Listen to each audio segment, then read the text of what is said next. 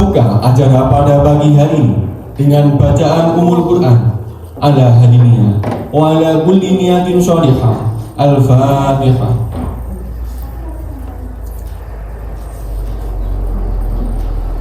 Amin, amin ya rabbal alamin.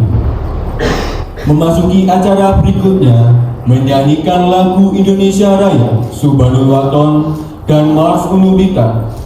Kepada yang bertugas, kami persilahkan.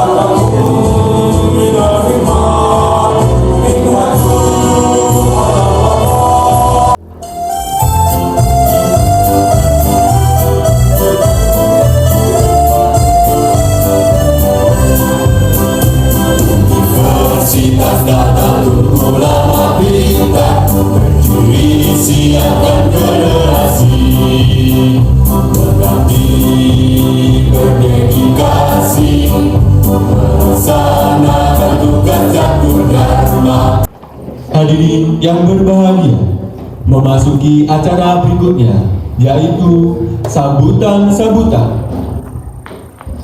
Assalamualaikum warahmatullahi wabarakatuh.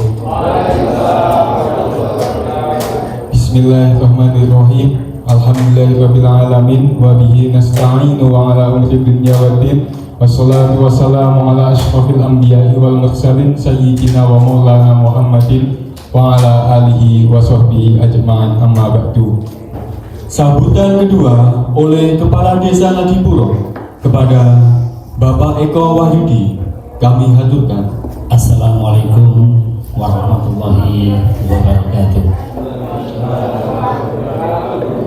Bismillah, walhamdulillah, wa syukurillah, wa nikmatillah, wa ridha walilaya. Rabbi sholli sadri wa yassir li amri wahlul 'uqdatam min lisani yafqahu qawli, amma ba'du. Yang saya hormati Mas Eko Wahyudi saking Jatilan Seruni Institut. Ingkang kula hormati Ketua Panitia Kegiatan, adik-adik KKN dari UNU, yang saya hormati teman-teman dari pengelola Pantai Kuda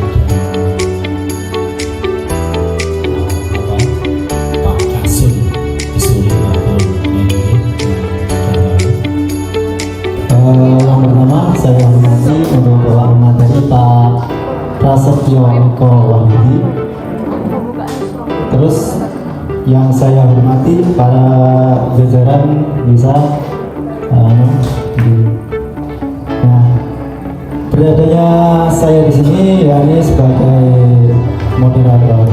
Sebelumnya saya perkenalkan diri, saya Muhammad Ilham Al-Bastian dari kelompok KKN Ngadipuro 02. Misal event-event, ketika ada event kedatangan tamu dari Surabaya sabis atau bahkan 5 bis, itu harus buat story behind-the-scene-nya, videonya panjang nggak apa-apa, mulai dari bisnya mulai masuk wisata, terus saat turun, saat penjamuan, sampai pulang lagi, itu kalau ada satu video. FYP-nya kita agar selalu muncul di video-video orang lain, di wisata lain, adalah membangun ekosistem admin terutama. Admin nggak sering deloki area wisata-wisata, maka videonya yang sama posting itu kurang direkomendasikan kepada wisata-wisata lain. Lagi konsepnya jika kita ngomongin step by step, kita istilahnya key step atau kunci pelaksanaannya. Kembali lagi ngomongnya adalah targetmu apa, karena dari target itu diturunkan menjadi rencana pelaksanaan. Kalau teman-teman KKN istilahnya maksudnya timeline. Langkah pertamanya menentukan tujuan akhirnya di mana. Misal membuat program tadi mau berapa bulan pertama dievaluasi, 1 bulan atau 3 bulan. Setiap program yang kita rencanakan itu kan harus ada. Kalau saya menggunakan teknik PDCA, plan, do, check, action. Mungkin saya bertanya dulu di objek Pantai Kuda secara pengelolaan. Biasanya kalau dari teman-teman ini semua kegiatannya nopo perlu dipahami dulu sehingga nanti penjelasan bisa terarah.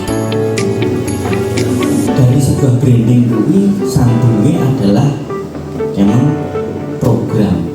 Setelah program baru kita ngomongin manajemen dan perencanaan. Jadi ada pun nanti jagongannya ADW ini kaitan dengan area-area koordinatif dan teknis. Dipilih mendukung memang dengan diurus oleh foto teko sampean orang mungkin orang diposting karena sama berisi sama adolan terus fotonya bukan berisi betul pakai tamu kamera kita halu nih betul tulisannya Canon tulisannya Nikon terus fotonya ngeblur fotonya miring berisi mau tidak mau kan akhirnya si tukang foto didapet tukang foto itu iso disinaoni iso sinau di tutorial kan. Jadi dia akan menghasilkan foto yang lebih baik daripada orang yang tidak menekuni itu. Akhirnya kalau wongnya marem, wongnya posting mesti di-tag teman. Nah, orang perlu ADW sing ngoyo. Bedino kudu posting 10 foto, 10 video konten real TikTok. Rasa momen ketika mau olah hal-hal yang mesti DM makan dan dengan bangga aku tas dengan ke Pantai Kuda mungkin satu-satunya tulisannya dan biasanya lagu cetak-cetuk prosesnya tak lokasi ini mesti hari ini kita akan membahas tentang teknik produksi dan apa itu eksekusi acara dari mulai tata letak kemudian hingga koordinasi lapangan.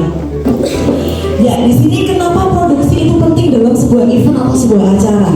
Karena perencanaan di produksi itu akan menjadi fondasi yang kuat dan akan mempengaruhi acara itu berjalan dengan lancar dan sesuai dengan apa yang kita plankan. Oke?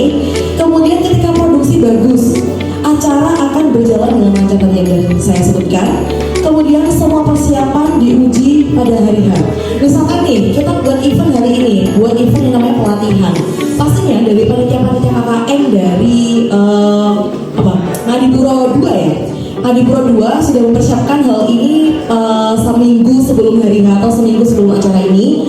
Dan itu pastinya akan ada nemu di mana titik celah kekurangannya kita itu pas hari H. Ternyata ketika sebelum acara H3 ketika sudah didapatkan berkali-kali di berbagai divisi ternyata kita sudah klop, sudah clear, tapi nyatanya ketika hari H ternyata ada yang belum termaksimalkan, misalnya konsumsi kurang, sama lagi soundnya kurang killer gitu. Nah terus ada lagi tadi insiden proyektornya ambruk. Nah kayak gitu kan sesuatu hal yang tidak bisa kita prediksi pada saat rapat pasca sebelum kita event di hari H. Dan makanya di sini narasinya adalah diuji pada saat hari H. Pasti kita akan semakin tahu kendalanya. Oh ternyata tuh yang kurang ini loh itu ketika pelaksanaannya di hari H. Mungkin nah seperti itu ya. Kemudian koordinasi teknis itu juga menentukan kesan pengunjung Jadi ketika kita itu secara teknis sudah tuntas, kita benar-benar mengklirkan apa sih yang harus dipersiapkan, apa sih yang harus kita benar-benar sediakan dan nggak akan ada miss di situ. Miss itu dalam artian kayak miskom ya, ada kesalahpahaman antar panitia dan lain sebagainya, itu juga mempengaruhi kesan dari pengunjung. Nah, ketika kita sudah mempersiapkan acara sedemikian rupa dengan baik dan benar, tentunya itu nanti akan menghasilkan acara yang megah juga. Acara megah apakah harus gede mbak, panggungnya semene juga enggak.